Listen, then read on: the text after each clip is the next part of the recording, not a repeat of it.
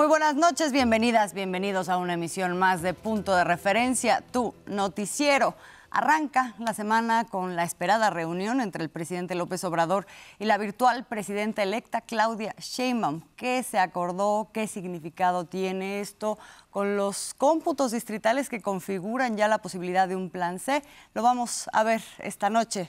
Alberto, buenas noches. ¿Cómo estás, Azul? Buenas noches, qué gusto acompañarte. Y qué gusto también que nos acompañe quienes nos siguen por radio, televisión e internet.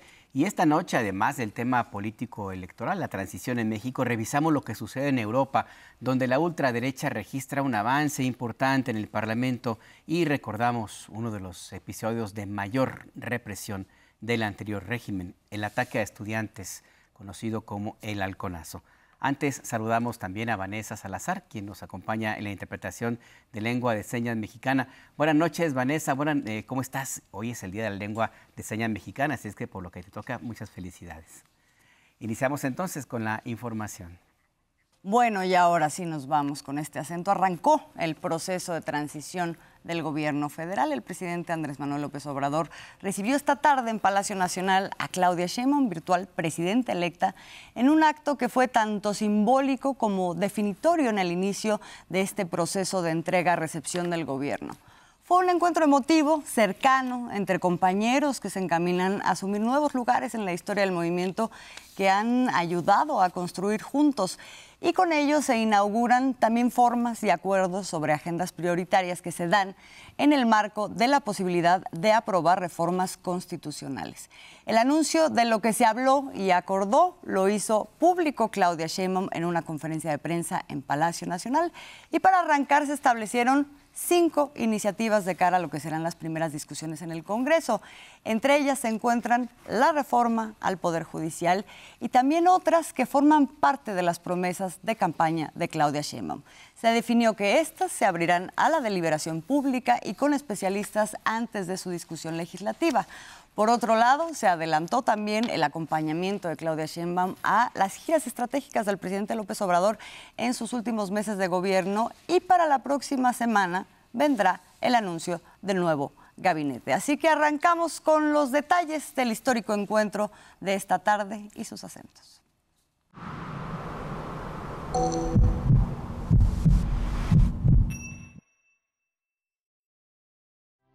Ella y él, juntos, a las puertas de Palacio Nacional y con más de 65 millones de votos en sus respectivas historias. Historias personales y políticas que han construido juntos en por lo menos los últimos 30 años. Ella y él, juntos, por primera vez, ella como virtual presidenta electa y él como el político que inició el camino que ahora ella continuará. Ella con el triunfo del pasado 2 de junio. Él levantándole la mano izquierda, no podía ser otra. Los dos líderes del movimiento de la Cuarta Transformación. Así fue el inicio de la transición.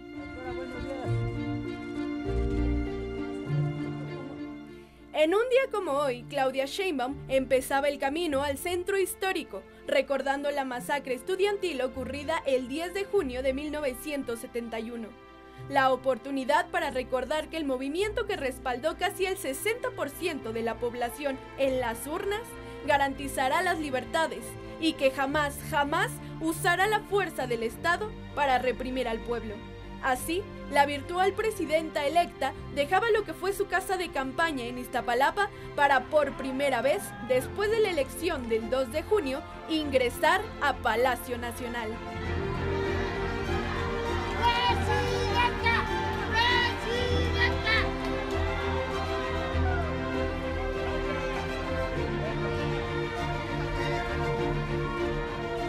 Y ahí estaba él, en espera de quien será la primera mujer presidenta del país.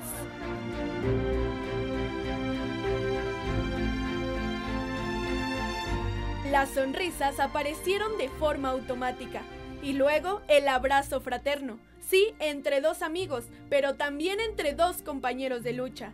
Y por supuesto, la señal de la victoria. Juntos entraron al recinto histórico para trazar las líneas de lo que serán los derroteros del país en los próximos meses. Hablaron en privado y solos, durante poco más de 2 horas. Charlaron, sí, del paquete de 20 reformas que envió el presidente al Congreso en febrero y de 5 iniciativas más. Yo le planteé mi interés de que se incorporara a las reformas que se enviaron, a las 20 reformas que se enviaron, algunos programas sociales que yo impulsé durante la campaña. 1. El apoyo a mujeres de 60 a 64 años. En estas reuniones, en estos mítines, siempre decía, ¿quién reconoce este trabajo? Y contestaba, nadie. Y decía, como va a llegar una mujer presidenta, pues por primera vez vamos a reconocer el trabajo de las mujeres mexicanas. 2. Beca universal para estudiantes de nivel básico de escuelas públicas. 3. Reforma al ISSSTE. 4. La no reelección. Que no haya reelección, que fue uno de los 100 puntos que planteé aquí en el Zócalo. Y por otro lado, la reforma constitucional para el Poder Judicial. Que estas sean las reformas que puedan aprobarse como las primeras reformas. Y 5. La reforma al Poder Judicial. En el mismo atril donde López Obrador ha encabezado casi 2,000 conferencias matutinas, allí la virtual presidenta electa explicaba que entre los temas abordados estuvo el de la sólida economía del país. Nos va a dejar muy buenas finanzas el presidente, buenas finanzas del erario público, la economía está muy bien en el país, no solamente las finanzas públicas, nos van a dejar muy buenas finanzas y ya habrá el momento, ustedes ya saben que el secretario de Hacienda y Crédito Público del próximo gobierno es el doctor Rogelio Ramírez de la O, el actual secretario, y eso pues facilita mucho hacia adelante. Por supuesto, ya tendré momento para sentarme con el secretario para poder hablar pues de los programas y de lo que será principalmente ya el 2025. Y la pregunta ineludible, ¿y quiénes la acompañarán en la tarea de gobernar el país? Pero ya vamos a esperar en su momento a que se los presente la próxima semana y a partir de ahí pues por lo menos tiene que ser paritario, evidentemente. Adelantó que acompañará al presidente a visitar algunos estados para agradecer a las y los mexicanos que confiaron en ella y llevaron a una mujer de izquierda a la presidencia de la República. Punto de referencia, Karen Ballesteros. Y uno de los temas centrales en la reunión de este lunes entre Claudia Sheinbaum y el presidente Andrés Manuel López Obrador fue la reforma al Poder Judicial. La virtual presidenta electa propuso llevar a cabo un diálogo previo a la discusión en el Congreso en septiembre próximo, lo cual aceptó López Obrador. Veamos la historia.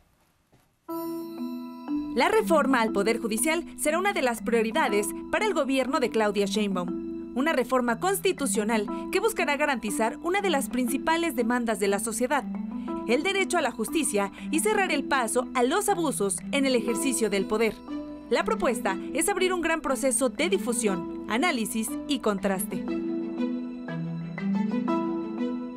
Que, por ejemplo, en el caso de la reforma al Poder Judicial, pues no solamente sea a partir de la apertura de la discusión que pueda hacer la comisión permanente ahora, sino que lo discutan las barras de abogados, las facultades de derecho, los propios ministros, magistrados, obviamente los trabajadores del Poder Judicial, que se haga una discusión amplia en estos meses para que se conozca. Para la virtual presidenta electa, la discusión pública debe comenzar desde ya, para ir preparando el camino rumbo al inicio de la nueva legislatura en el Congreso de la Unión en septiembre próximo. La nueva Cámara de Diputados, la nueva Cámara de Senadores, que se haga una discusión muy amplia en todo el país. Sí, Parlamento abierto, pero también Repito, no solamente ahí, que se discuta en todo el país, que lo discuta el pueblo de México. Desde ahora, pues entonces... sí, por eso lo platicamos con el presidente a partir de ahora. Claudia Sheinbaum propuso retomar la iniciativa que en su momento ya presentó el gobierno federal, que entre otros puntos plantea que ministros, magistrados y jueces sean elegidos por voto popular, eliminar la pensión vitalicia de la alta burocracia judicial y ajustar remuneraciones a lo que ordena la Constitución. Hay una propuesta enviada. Entonces la idea es que sea a partir de esta propuesta enviada que se haga este diálogo, que se conozca. Muy poca gente en México sabe cómo se conforma el Poder Judicial, por ejemplo. Y eso es algo que es importante que se conozca. Aurora Castillejos, punto de referencia. Bueno, y el Consejo General del INE avaló los resultados de la elección de diputados y senadores por el principio de mayoría relativa y de representación proporcional después de concluir los cómputos distritales, y con esto se confirma la mayoría de Morena y sus aliados en el Congreso de la Unión. En el caso de la Cámara de Diputados, se proyecta una mayoría calificada en la de senadores bajo las reglas vigentes que darían a 2 legisladores de alcanzarla. ¿Cómo se dio la votación? En la Cámara de Diputados, Morena, el PT y el Partido Verde obtuvieron 256 curules a través del voto, nada más. El PAN alcanzó por este medio 32 diputados, el PRI 9, Movimiento Ciudadano 1 y el PRD también 1, lo mismo que las candidaturas independientes. A estas cifras se sumarán las diputaciones que les correspondan por el principio de representación proporcional que el INE determinará hasta agosto próximo. En el Senado, por otro lado, Morena encabeza también la cantidad de curules por voto con 46. El PAN obtuvo 16, el PRI 13, el Partido Verde 11, el PT 7, Movimiento Ciudadano 3 y el PRD 2. Serán además, en la misma proporción también, sumadas las senadurías por representación proporcional. Importante también es lo que ocurrió en los congresos estatales, ya que una reforma constitucional requeriría también el aval de la mitad más uno de estos congresos estatales. Ahí la coalición Sigamos Haciendo Historia tendrá mayoría en 27 de los 32 congresos del país. Quedan fuera de este escenario únicamente 5, los de Coahuila, Aguascalientes, Chihuahua, Guanajuato y Nuevo León. Hay otra parte que tiene que ver también con la recuperación de qué significó, cuáles son las grandes lecciones de esta elección. Las elecciones dejaron varias enseñanzas y el presidente destacó algunas de ellas, el presidente Andrés Manuel López Obrador, esta mañana en la conferencia de prensa matutina. Recordó que una de las lecciones centrales es justamente que ya no se puede pretender ejercer un gobierno sin tomar en cuenta a la población. Vamos a ver. Además del triunfo de Claudia Sheinbaum como primera presidenta de la República, la jornada electoral del 2 de junio dejó a México otra gran enseñanza, destacó el presidente López Obrador. La lección de la elección es que en la democracia el pueblo manda, el pueblo decide, no una minoría, en una auténtica democracia. Estaban muy ensimismados en la idea de que el pueblo no existía. Pidió, una vez más, un ejercicio de autocrítica a la oposición. Que no es darle la vuelta a la hoja y vamos a seguir haciendo lo mismo. Se cometieron muchos errores garrafales, se le mintió al pueblo, no se actuó con profesionalismo, con ética. Por eso estuvo muy bien la sacudida, la zarandeada, la zamarreada. Por eso algunos que todavía están papaloteando no saben ni qué pasó. El presidente López Obrador emplazó a transparentar los gastos de campaña y el origen de los recursos que destinaron a la guerra sucia. Estoy hablando de Claudio X González, porque recibieron dinero del extranjero y si ellos financiaron esta campaña en contra mía. Además del pago de la casa encuestadora Massive Caller, que difundió una falsa ventaja de la coalición opositora en todas sus candidaturas. ¿Quién pompó? ¿Quién pompó? La rendición de cuentas es a propósito de que Mexicanos contra la Corrupción recibe mucho dinero del exterior. Y es la crítica que debe hacerse a los organismos internacionales como la ONU y la OEA. Claudio se asignó un sueldo mensual de 300,000 pesos. Punto de referencia. Bueno, y a propósito de las lecciones de esta elección, debe haber autocrítica por parte del bloque opositor. ¿Qué decir de las estrategias electorales basadas en mentiras, como las que se vieron a través de algunas casas encuestadoras? ¿Cómo procesar este episodio de cara a una ciudadanía mayoritaria que no premió, entre otras cosas, el ataque o la mentira como opción política? Esto le respondieron a Diego Camacho a pie de calle.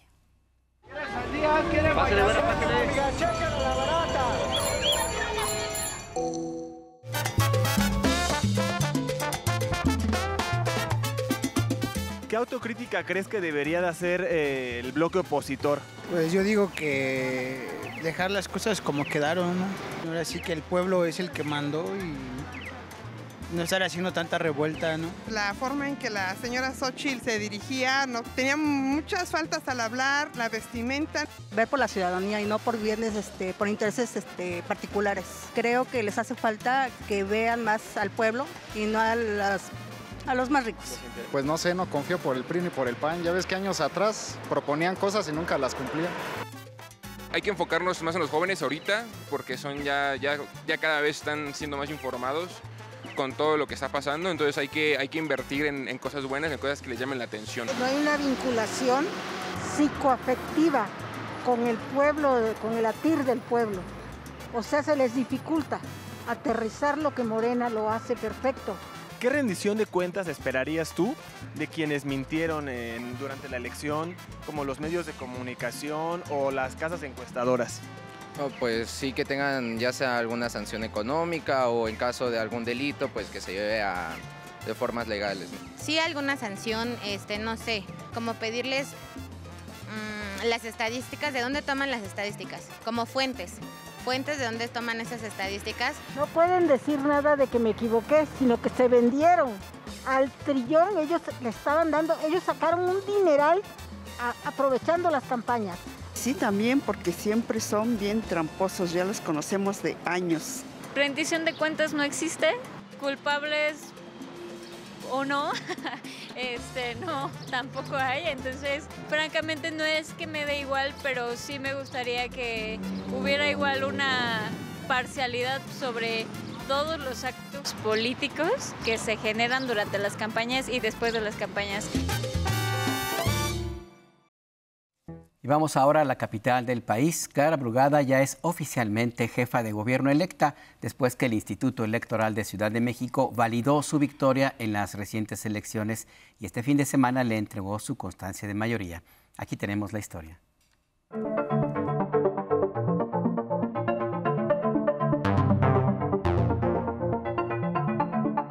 La Ciudad de México se pinta de guinda. La elección del pasado 2 de junio, el Movimiento Regeneración Nacional ganó la jefatura de gobierno, 11 alcaldías y se quedó a una curul para obtener la mayoría calificada. Este fin de semana, Clara Brugada recibió del Instituto Electoral de la Ciudad de México su constancia de mayoría que la acredita como jefa de gobierno electa. La constancia de mayoría que hoy recibo simboliza el poder del pueblo expresado en las urnas. Tras la ceremonia en el Instituto Electoral, Clara Brugada celebró con simpatizantes en la Arena México, acompañada de la virtual candidata presidencial electa, Claudia Sheinbaum, donde destacó que la ciudadanía votó para evitar que regresara la derecha al país y a la Ciudad de México. Hace unos días, la Ciudad de México y el país entero decidieron que su corazón seguirá latiendo a la izquierda. Y este domingo, 2 de junio, fuimos convocados para hacer historia. Y cumplimos. Podemos sentirnos orgullosas y orgullosos porque impedimos el avance de la derecha y los retrocesos en los derechos de las mexicanas y mexicanos. Claudia Sheinbaum agradeció a los ciudadanos que votaron por la Cuarta Transformación. Y lo que ocurrió en la ciudad y en todo el país fuese caminar durante estos 6 años con el mejor presidente que ha habido en la historia de México, Andrés Manuel López Obrador. La defensa de los derechos del pueblo de México le ganaron a los privilegios. La democracia venció a la intolerancia. Mientras que en el Congreso capitalino, la coalición entre Morena, PT y el Partido Verde tendrán 43 diputados, quedándose a una curul de tener la mayoría calificada, en tanto que Morena, PT y el Partido Verde gobernarán 11 alcaldías, dejando a la oposición solo con 5: Benito Juárez, Miguel Hidalgo, Coyoacán, Cuauhtémoc y Coajimalpa. Punto de referencia. Y sobre este mismo tema, este fin de semana los institutos electorales de los estados donde se renovó la gubernatura entregaron las constancias de mayoría a los ganadores, a los gobernadores y gobernadoras que ganaron. Así estuvo el proceso. Este fin de semana se oficializaron los triunfos de las 8 gubernaturas que estaban en juego el pasado 2 de junio. En Chiapas, después de recibir la constancia de mayoría que lo acredita como gobernador electo, Eduardo Ramírez Aguilar dijo que es momento de trabajar para el pueblo. Yo espero estar a la altura de la circunstancia y que a Chiapas viva los momentos de progreso, de prosperidad que tanto anhela. Denise García Muñoz Ledo, de la coalición PAN-PRI-PRD, se convirtió en la primera gobernadora electa de Guanajuato. Luego de recibir la constancia de mayoría, fue cuestionada por los dichos de un gobernador panista, Diego Sinue, quien afirmó que al menos 8 candidatos electos en el estado tienen nexos con el crimen organizado. Revisaremos la información que nos proporcione cuando hagamos este proceso de transición. En este momento no puedo declarar nada porque no tengo información al respecto. Margarita González Arabia, candidata de Morena, recibió la constancia que la acredita como gobernadora electa de Morelos. Adelantó que establecerá una estrategia de seguridad nacional en coordinación con la Federación. Yo creo que tenemos que trabajar mucho en los temas de construcción de paz aquí en el estado. Es un tema central. La gente merece vivir en paz, merece vivir con tranquilidad y, como yo digo, todos los días vamos a estar en la mesa de seguridad. En Puebla, el Instituto Electoral del Estado validó el triunfo del representante de la coalición Sigamos Haciendo Historia, Alejandro Armenta. Hemos cerrado una etapa, la etapa de la competencia, y ahora vamos a construir la etapa de la gobernabilidad. Las elecciones bajo procesos democráticos te dan legitimidad. En Tabasco se le entregó a Javier May Rodríguez su constancia de mayoría que lo acredita como gobernador electo del estado. Es un resultado que nosotros dejamos constancia de nuestra responsabilidad democrática y de nuestro profundo agradecimiento al pueblo de Tabasco.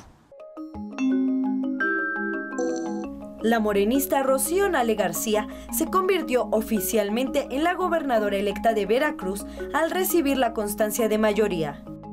Abre la brecha para que nuestras hermanas, hijas, nietas y todas las mujeres vean que es posible construir un estado de derechos y libertades con igualdad y respeto. Joaquín Guacho Díaz Mena se convirtió oficialmente en el gobernador electo de Yucatán. El morenista agradeció el respaldo de los votantes. Valoro profundamente cada voto de confianza. Sé que tenemos un gran reto por delante. Tengo la responsabilidad de representar a todos, aquellos que no han sido atendidos, aquellos que no han sido escuchados por el gobierno del estado. En Jalisco también fue validado por el órgano electoral local el triunfo del emesista Jesús Pablo Lemus Navarro, pese a que Morena informó que impugnará la elección debido a irregularidades en el proceso. Van a ver de mí un diálogo respetuoso permanente y por supuesto un trabajo conjunto, también de coordinación con la Federación. Trabajaré con la próxima presidenta de México, la doctora Claudia Sheinbaum. Seré un gobernador que va a privilegiar el diálogo y el trabajo conjunto. No vengo a polarizar. Con información de Araceli Aranday, Punto de Referencia. Y el próximo Congreso de la Unión tendrá menos lugares ocupados por el PRI y el PAN, pero sí habrán caras conocidas. El Congreso de la Unión se reconfigurará tras las elecciones del 2 de junio, pero hay rostros y nombres que repiten y otros que regresan a los curules y escaños que anteriormente ocuparon. Tal es el caso del priista Manlio Fabio Beltrones, político que regresa al Senado después de algunos años. Sin duda, disputará el liderazgo en la Cámara Alta con Alejandro Moreno Cárdenas Alito, quien aprovechando ser el presidente nacional del PRI, se colocó en el número 1 de la lista de plurinominales del tricolor. Otro que nuevamente ocupará un escaño es Manuel Añorbe, exgobernador de Guerrero. La exsecretaria general del PRI, Carolina Villano, también tendrá una senaduría luego de que la exdiputada compitiera por la gubernatura de Hidalgo y la perdiera ante el morenista Julio Menchaca. Otro que será su compañero de bancada es el exgobernador de Coahuila, Miguel Ángel Riquelme, político duro para el debate. Por el PAN llegará al Senado Marco Cortés, quien aprovechando también ser presidente de su partido, se unió en la lista de pluris. Su amigo Jorge Romero se perfila para conservar la coordinación del grupo parlamentario del PAN en la Cámara de Diputados y ya alzó la mano para heredar la presidencia de Acción Nacional. También repetirá curul Margarita Zavala, esposa de Felipe Calderón. Para el Senado destaca el caso del ex líder nacional del PAN, ex candidato presidencial y ex legislador Ricardo Anaya, quien buscó la protección del fuero y será senador, luego de estar 6 años en el exilio en Estados Unidos. Mientras que Lili Telles repetirá en el Senado a pesar de no haber ganado en las urnas, ya que su nombre también estuvo en la lista de representación proporcional. El líder nacional que podría quedarse sin curul es Jesús Zambrano, ya que el PRD se debate entre la vida y la muerte. Si alcanza 3% de la votación requerida, sería legislador. De lo contrario, se quedará sin nada, ni curul ni partido. Quien se queda en el Senado es Dante Delgado, dirigente nacional de Movimiento Ciudadano, quien casi toda su vida política ha fungido como legislador. Lo acompañarán Clemente Castañeda y el joven Luis Donaldo Colosio Riojas. Por Morena estarán Marcelo Ebrard, Ricardo Monreal y Adán Augusto López, mientras que por el PT Gerardo Fernández Noroña y por el Verde Manuel Velasco. Los 5 compitieron con Claudia Sheinbaum por la candidatura presidencial de la coalición Sigamos Haciendo Historia. Punto de referencia. Pues sin duda caras muy conocidas con mucha experiencia en algunos casos y otros que no necesariamente la mejor presentación. Vamos a hacer una breve pausa y regresamos. Regresamos a Punto de Referencia, tu noticiero. La elección del pasado 2 de junio dejó una multitud de personajes famosos que contendieron por un puesto de elección popular y perdieron. Le presentamos la segunda entrega de la lista, los que perdieron. Las encuestas pronosticaban, las y los políticos prometían, pero fue la ciudadanía la que decidió dar el triunfo o la derrota. Algunos, sin resultados oficiales, cantaron victoria, como el presidente del PAN, Marco Cortés, que declaró ganador a su candidato a la gubernatura a Yucatán, aunque horas después, Renán Barrera declaró su derrota. ¡Sí se pudo! ¡Sí se pudo! Muchas felicidades, gobernador y amigo. De verdad que este triunfo te lo mereces. Les digo que los resultados preliminares de la elección a la gubernatura no nos favorecen. Mediante las urnas, los y las mexicanas hablaron. A quienes alguna vez vivieron en las mieles del poder, el pasado 2 de junio, solo recibieron hiel. Jaime Bonilla, el exgobernador de Baja California, quien mediante artimañas quiso alargar su periodo en 2021, perdió y no llegará al Senado bajo las siglas del PT. Otros, aunque buscaron el apoyo de basquetbolistas o boxeadoras, en la elección fueron noqueados. Hola amigos, soy Mariana Navarro Juárez y yo apoyo a Alberto Esquer. Este 2 de junio votaremos por Alberto Esquer. Alberto Esquer de Movimiento Ciudadano, candidato al Senado por Jalisco, tampoco llegará. La estrategia fosfo tampoco le alcanzó a Dante Delgado Morales, hijo del eterno líder de Movimiento Ciudadano. Quedó en tercer lugar al querer ser senador por Veracruz. Además, con ellos también perdieron las albiazules, Ana Teresa Aranda y Katia Bolio, la panista que quizá predijo el triunfo de Claudia Sheinbaum.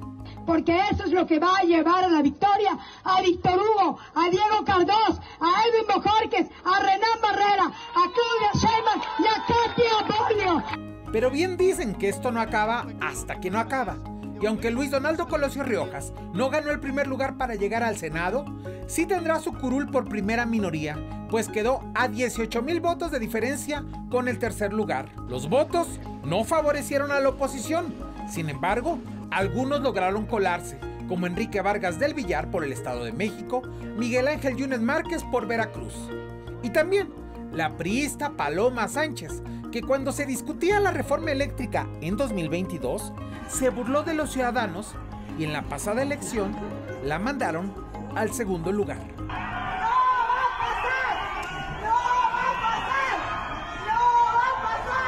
No me importa, le voy a buscar el voto.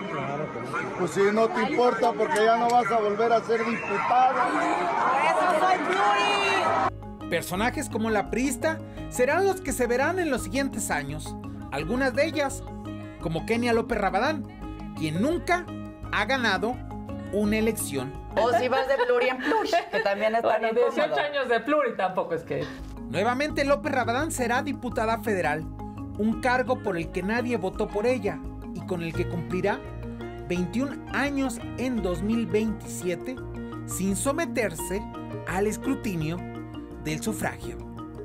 Punto de referencia, Luis A. Méndez. Y le comparto información importante de última hora. Hace unos momentos el INE formalizó el inicio de la extinción del Partido de la Revolución Democrática después de que el Partido del Sol Azteca no alcanzó el 3% de la votación en las elecciones. El INE notifica al PRD su ingreso a un periodo de prevención. Esto rumbo a la pérdida de su registro y de esta forma, a partir de este momento, inicia la liquidación del PRD, por lo cual deberá cumplir 8 lineamientos. 1, solo podrá cubrir gastos de la nómina de impuestos. 2, tiene que suspender pagos a proveedores o prestadores de servicios. 3, no puede celebrar contratos, compromisos o adquisiciones. 4, deberá suspender pagos de obligaciones vencidas. 5, no puede enajenar activos del partido. 6, tampoco realizar transferencias de recursos ni a trabajadores, ni a militantes, ni a simpatizantes. 7, deberá entregar acta de activos y pasivos. Y finalmente no podrá hacer actividades distintas a las encaminadas a recuperar cuentas y hacer líquido su patrimonio. Y vamos a otros temas. El presidente Andrés Manuel López Obrador aseguró que en lo que va del año no se ha repetido la crisis de migración que se presentó en otros momentos. No ha habido en 5 meses un desbordamiento del flujo migratorio en los últimos 5 meses. Tuvimos una situación delicada en diciembre del año pasado. Pero vamos a decir que sin que se aplique una política como la que estamos proponiendo desde hace años, de atender las causas. En la conferencia de prensa matutina de este lunes, el presidente dijo que se puede controlar la migración irregular, pero es necesario que Estados Unidos acepte la propuesta de México para aumentar la ayuda económica a los países de origen. Hay presiones políticas, más ahora que van a haber elecciones. Me refiero al caso de Cuba, al caso de Venezuela, desde luego Haití, Nicaragua y también Guatemala. Entre las propuestas de México para controlar el flujo migratorio, López Obrador destacó la ampliación del sistema de ferrocarriles hacia el sureste, uno de ellos el Tren Maya, para que conecten con Guatemala y Belice y con ello aumentar la generación de empleos. Nos vamos ahora con otra información esencial del día de hoy.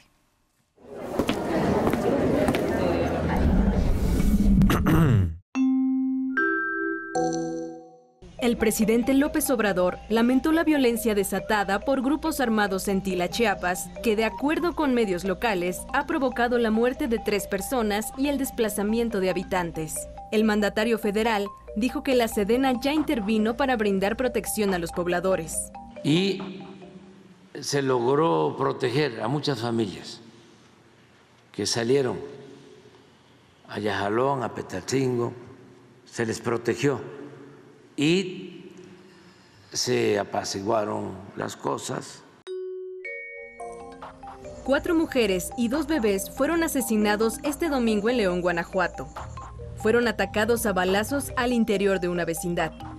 Los primeros reportes señalan que 2 hombres armados ingresaron al lugar por la fuerza y sin mediar palabra dispararon contra las personas que se encontraban en la vivienda.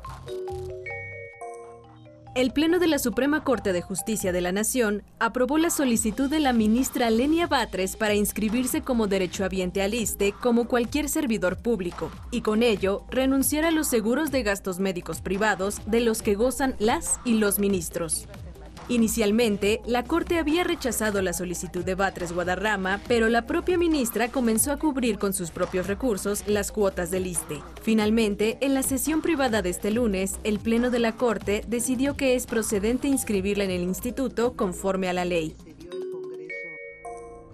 El empresario de origen argentino Carlos Ahumada aceptó ser extraditado a nuestro país. Fue detenido por la Interpol el viernes pasado en Panamá. Después fue deportado a Paraguay y finalmente a Argentina, donde hoy se llevó a cabo su primera audiencia. Ahumada Kurz tiene pendientes 2 procesos en México. Uno por fraude en obras públicas del entonces Distrito Federal entre 2000 y 2006 y otro de defraudación fiscal por más de 1.600.000 pesos. El sobrecupo en un antro de San Luis Potosí terminó en tragedia. El fin de semana, 2 jóvenes perdieron la vida y 15 más resultaron heridos tras colapsar un barandal de cristal en el Bar Rich, ubicado dentro de la plaza comercial Altus. Testigos dijeron que el lugar estaba abarrotado porque se presentaría el cantante Kevin Moreno y los dueños administradores del lugar permitieron la entrada aun cuando el aforo superaba el límite establecido. Y vamos ahora a información internacional. Este fin de semana los partidos de derecha y ultraderecha consiguieron un avance importante en las elecciones para integrar el Parlamento Europeo. El resultado era predecible, pero aún así dejó algunas consecuencias ya inmediatas. Veamos la historia. Europa se corre a la derecha. En las elecciones del Parlamento Europeo, partidos de extrema derecha que tienen una agenda nacionalista contra la migración y cuestionan la integración de las 27 naciones de este bloque, obtuvieron 131 de 720 escaños. En el Parlamento saliente contaban con 118 legisladores. Los resultados de las elecciones del domingo los coloca en un tercer sitio con el que intentarán modificar las políticas del Parlamento Europeo en los próximos 5 años.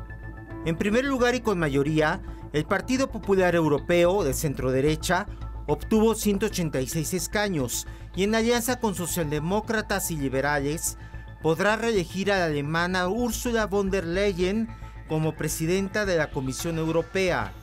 Este resultado supone también una gran responsabilidad para los partidos de centro. Puede que no estemos de acuerdo en algunos puntos, pero todos queremos una Europa fuerte y capaz de actuar. Las consecuencias del avance de la extrema derecha la vivieron los franceses. La agrupación nacional de Marine Le Pen quedó en primer lugar con el 31.4% de los votos. Estamos listos para llegar al poder en las próximas elecciones, redirigir al país y frenar la migración masiva. Derrotó a la coalición liberal del presidente Emmanuel Macron, quien disolvió la Asamblea Nacional y convocó a elecciones legislativas anticipadas. La convocatoria para las elecciones legislativas serán el 30 de junio en la primera vuelta y el 7 de julio para la segunda. En París y Marsella se realizaron mítines contra un eventual arribo de Le Pen al poder. Otro país que recibió un revés fue Bélgica.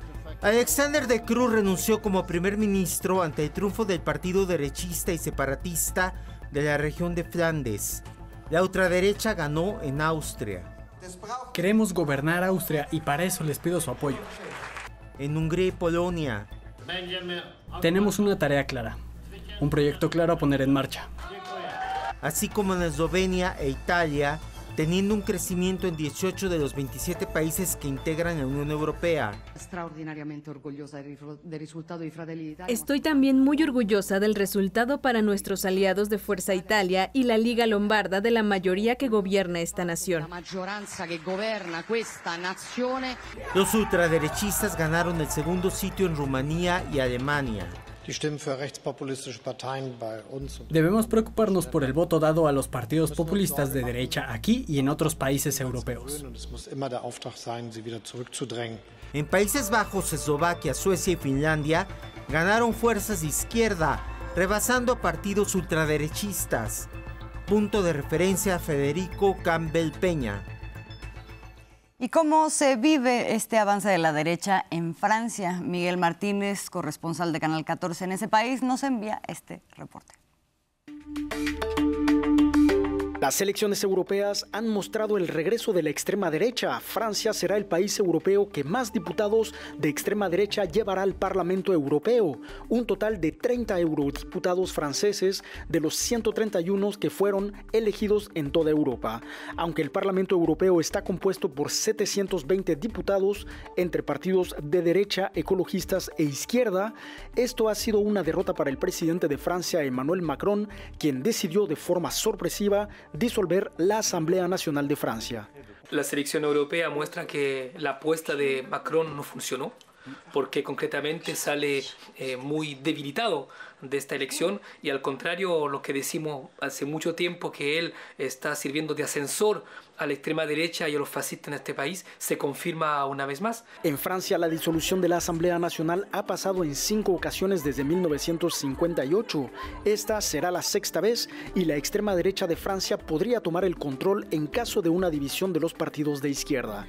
Aunque el presidente de Francia, Emmanuel Macron, aseguraba querer obstaculizar la llegada de la extrema derecha al país, durante su mandato ha ocurrido todo lo contrario. En las elecciones legislativas de 2022, el presidente no llamó a votar por los partidos de izquierda que se encontraban en segunda vuelta frente a un candidato de extrema derecha, lo que trajo por primera vez en la historia 84 diputados de la líder extremista Marine Le Pen. Con la asamblea que disolvió, no negociaba con la oposición de izquierda y con su antigua primera ministra aplicó en 23 ocasiones el artículo 49.3 para aprobar las reformas por decreto, dejando de lado al Parlamento. Él hoy día tenía la posibilidad de gobernar, tenía otros caminos, como lo dice la presidenta de la Asamblea Nacional, pero él eligió la solución la más práctica y la más favorable a la extrema derecha. Hoy día, concretamente, Macron era un ascensor, ahora es un cohete espacial para la extrema derecha en este país, y me imagino una situación apocalíptica en el cual va a tener que recibir a todo el planeta en los Juegos Olímpicos con Jordan Bardella o Marine Le Pen como primer ministro. Esa es la situación en la cual estamos. Es un bombero pirómano completamente cínico que no tiene sentido la responsabilidad, claramente no es un jefe de Estado. Será cuestión de horas para que los partidos de izquierda como Francia Insumisa, socialistas, ecologistas y comunistas hagan una alianza y una sola lista para frenar la llegada de una eventual mayoría de extrema derecha. Ya aparece un nombre en la izquierda francesa, el Frente Popular. Los tiempos de campaña serán extremadamente cerrados. Ya iniciaron porque la primera vuelta de esta elección legislativa adelantada será el próximo 30 de junio, dentro de 3 semanas. Desde París informó Miguel Martínez. Y vamos a Medio Oriente. El gobierno de Benjamin Netanyahu está en crisis tras la salida del exministro del Gabinete de Guerra, Benny Gantz. Gantz, quien en las últimas semanas ha criticado la intervención israelí en Gaza, pidió al primer ministro de Israel que defina una fecha para convocar elecciones para un nuevo gobierno. Para asegurar una victoria real, es apropiado que en el otoño, un año después del desastre, acudamos a elecciones que eventualmente establecerán un gobierno que se ganará la confianza del pueblo y será capaz de enfrentar los desafíos. Hago un llamado a Netanyahu, establezcan una fecha acordada para las elecciones. No dejen que nuestro pueblo sea destrozado. Netanyahu respondió a Gantz que no era momento de abandonar la campaña, sino de unir fuerzas. Las divisiones políticas al interior del gobierno se han profundizado por el manejo de la incursión militar y el rechazo de un acuerdo de paz, que en caso de aceptarlo pondría en riesgo la coalición de gobierno en Israel, que incluye a partidos de extrema derecha. Esto dejaría a Netanyahu vulnerable en el juicio en su contra por corrupción, que se ha pospuesto por la incursión militar en Gaza. El presidente de Estados Unidos, Joe Biden, sugirió en una entrevista a la revista Time que el primer ministro israelí podría estar alargando su operación en Gaza para aferrarse al poder. En tanto, el Consejo de Seguridad de la ONU aprobó una resolución presentada por Estados Unidos para un cese al fuego en la Franja de Gaza y la liberación de los rehenes secuestrados. La organización Hamás respondió que está dispuesta a cooperar con los mediadores para entablar negociaciones. Esta noche, el gobierno de México consideró positiva esta resolución que contempla la liberación de rehenes y el intercambio de prisioneros, así como el retiro de fuerzas israelíes y la distribución de asistencia humanitaria. Además, el gobierno de México rechaza cualquier cambio demográfico o territorial en la Franja de Gaza y reitera la solución de 2 estados en el mismo territorio. Vamos con una síntesis de otra información internacional.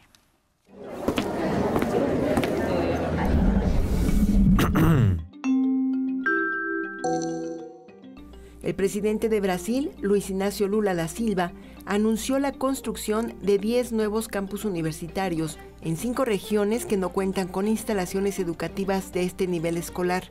El propósito, dijo Lula, es recibir a 28,000 nuevos estudiantes y dar oportunidades a los indígenas y afrodescendientes. Nunca hemos tenido un gobierno que se preocupara tanto por la educación de este país como nuestros gobiernos. Algo muy elemental.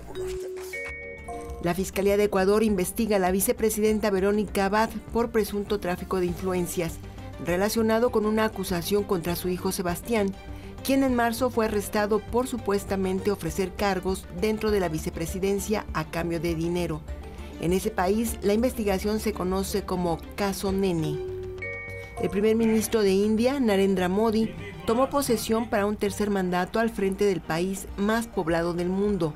Esto luego que su partido nacionalista hinduista perdió la mayoría absoluta en el Parlamento en las elecciones generales. Este lunes formó un gobierno de coalición en el que 11 de sus 71 miembros pertenecen a sus aliados de la Alianza Democrática Nacional. En el juicio penal contra Hunter Biden, hijo del presidente de Estados Unidos, el jurado comenzó a deliberar para determinar si es culpable o no de los cargos federales que enfrenta: compra y posesión ilegal de armas, ya que mintió cuando negó que consumía drogas cuando adquirió un revólver calibre 38 en 2018. Bueno, y es 10 de junio y el 10 de junio de 1971 pues marcó un punto de quiebre político-social en México. A 53 años del halconazo, como se le conoce, recordamos las causas y los hechos de este jueves negro en la historia del país en Divergencias.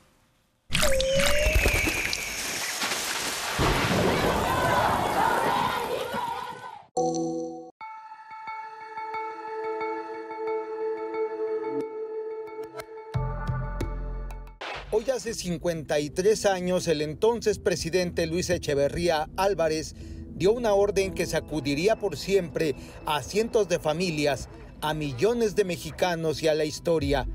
Disparen a matar, disparen a esos estudiantes. Con esa orden dictada desde Palacio Nacional por Echeverría, el entonces jefe del Departamento del Distrito Federal, Alfonso Martínez Domínguez, junto con grupos paramilitares, salieron a hacerla cumplir. Dispararon a matar, como se los ordenó Luis Echeverría Álvarez. Una orden igual de vil y cruenta como la que el mismo Echeverría dio el 2 de octubre de 1968, cuando era secretario de Gobernación del entonces presidente Gustavo Díaz Ordaz. El 10 de junio de 1971, ya como presidente, se convirtió en el autor de la represión estudiantil que se conoció como el Halconazo. Habían pasado 3 años de la masacre de Tlatelolco y las calles del Distrito Federal volvieron a teñirse de rojo. Fueron asesinados 120 jóvenes, según la versión oficial. Otras hablan de más de 200 muertos. ¿Qué sucedió? A media tarde de ese jueves, una marcha convocada por alumnos de la UNAM y del Politécnico en apoyo a la huelga de la Universidad Autónoma de Nuevo León, que había estallado días antes, es emboscada frente a la Escuela Normal Superior. Que salían de Casco de Santo Tomás con dirección al Zócalo, pero en realidad se trataba de una trampa certera, donde los estaban esperando y la finalidad era asesinarlos. Los autores eran paramilitares resguardados por la policía capitalina, conocidos con el nombre Enclave de Halcones, sujetos entrenados para matar. Egresados del Colegio Militar, integrantes del batallón de paracaidistas con sede en el campo militar número 1, donde también entrenaban. Eran los adiestradores de estos jóvenes. Ellos cobraban en el departamento del Distrito Federal y suena irónico, pero estaban adscritos al departamento de Limpia. Al llegar a la avenida de los Maestros, los halcones rompen el cerco y atacan a los estudiantes. Ese punto es el elegido por ser una trampa mortal, ya que solo tiene 5 calles transversales, copadas entonces por granaderos. Al grito de ¡Viva la Revolución! Y ¡Viva el Che Guevara!, los agresores arremeten con palos y tubos, pero también se lanzan disparos contra los estudiantes. Había una hilera de granaderos y de entre los granaderos salió una primera columna de halcones con varas en las manos, golpeando, y posteriormente detrás de ellos salieron otra columna de halcones con armas largas y cortas, y empezaron a aparecer también francotiradores en las azoteas. Los cuerpos inertes quedaron regados en las calles y muchos estudiantes que pudieron salvar la vida fallecieron horas después. La CNDH documentó que médicos y enfermeras fueron intimidados por hombres armados para dejar de atender a los heridos.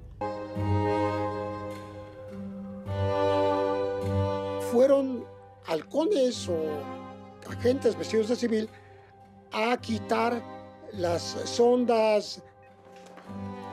Otros pudieron salir en cajuelas de automóviles, esconderse en otros pisos. Hay el testimonio de un médico que afirma haber visto cómo bajaron a varios de los que estaban ya hospitalizados, los formaron frente a una pared y ahí mismo los fusilaron. El gobierno de Luis Echeverría, con el apoyo de medios serviles, trató de escudarse diciendo que el ataque fue provocado por una fracción radical de los propios manifestantes. Pero las evidencias de la masacre echaron por tierra la versión oficial. El regente del Distrito Federal, Alfonso Martínez Domínguez, y el jefe de la policía capitalina, Rogelio Flores Curiel, fueron obligados a renunciar. Efectivamente, hoy hace 53 años, Luis Echeverría Álvarez dio la orden de disparar a los estudiantes, y a lo largo de todos estos años, la historia, los estudiantes y millones de mexicanos solo tienen una palabra para él: asesino, asesino, asesino. Porque al igual que el 2 de octubre de 1968, el 10 de junio de 1971, no se olvida. Punto de referencia, Gilberto Molina. Luis Echeverría Álvarez murió impune. nunca se le pudo castigar de uno de los mayores crímenes en la historia de México. El exoneró, ¿no? En 2009. Pero quedó pendiente, abierto un expediente que nunca se pudo cerrar. Pero él murió impune de ese y otros crímenes. Así es. Sin embargo, importante cómo se está recuperando la memoria histórica de estos procesos, de estos eventos. Hoy hubo una cosa simbólica en este edificio que era de la Dirección Federal de Seguridad, donde hacían detenciones clandestinas en Morelia 8. Vamos, tenemos que despedirnos ya, me dicen. Buenas noches. Buenas noches, que descansen.